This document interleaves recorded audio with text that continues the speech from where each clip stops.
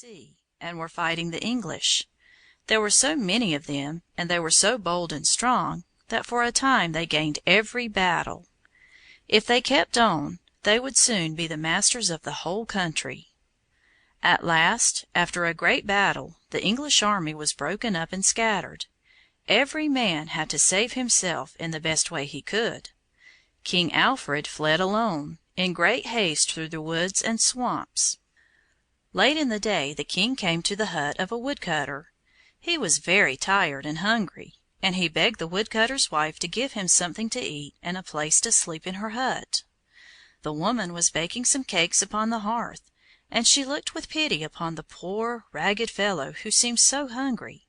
She had no thought that he was the king. "Yes," she said, "I will give you some supper if you will watch these cakes. I want to go out and milk the cow, and you must see that they do not burn while I am gone." King Alfred was very willing to watch the cakes, but he had far greater things to think about. How was he going to get his army together again? And how was he going to drive the fierce Danes out of the land? He forgot his hunger. He forgot the cakes. He forgot that he was in the woodcutter's hut. His mind was busy making plans for tomorrow. In a little while the woman came back. The cakes were smoking on the hearth. They were burned to a crisp.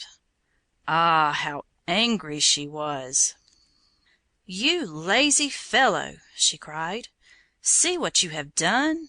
You want something to eat, but you do not want to work." I have been told that she even struck the king with a stick, but I can hardly believe that she was so ill-natured. The king must have laughed to himself at the thought of being scolded in this way, and he was so hungry that he did not mind the woman's angry words half so much as the loss of the cakes. I do not know whether he had anything to eat that night, or whether he had to go to bed without his supper. But it was not many days until he had gathered his men together again, and had beaten the Danes in a great battle. End of Story 1.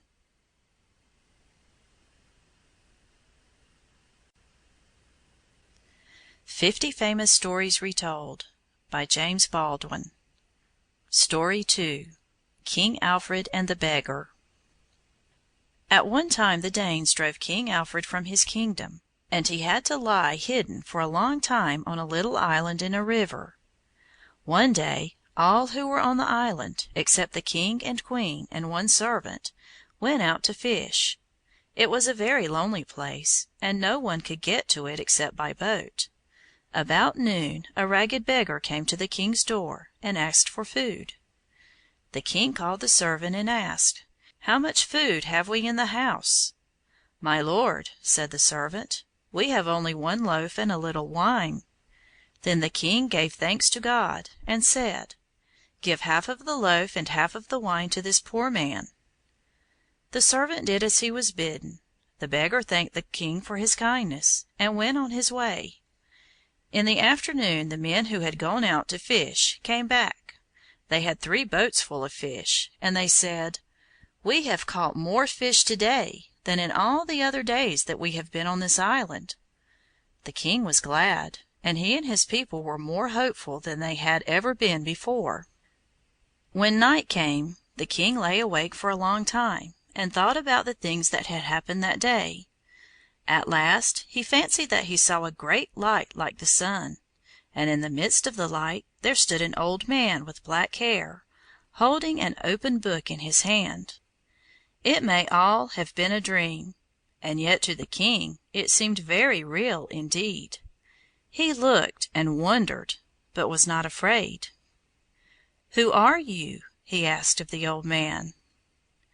"Alfred, my son. Be brave," said the man, "for I am the one to whom you gave this day the half of all the food that you had. Be strong and joyful of heart, and listen to what I say. Rise up early in the morning and blow your horn 3 times, so loudly that the Danes may hear it. By 9 o'clock 500 men will be around you, ready to be led into battle. Go forth bravely, and within 7 days your enemies shall be beaten."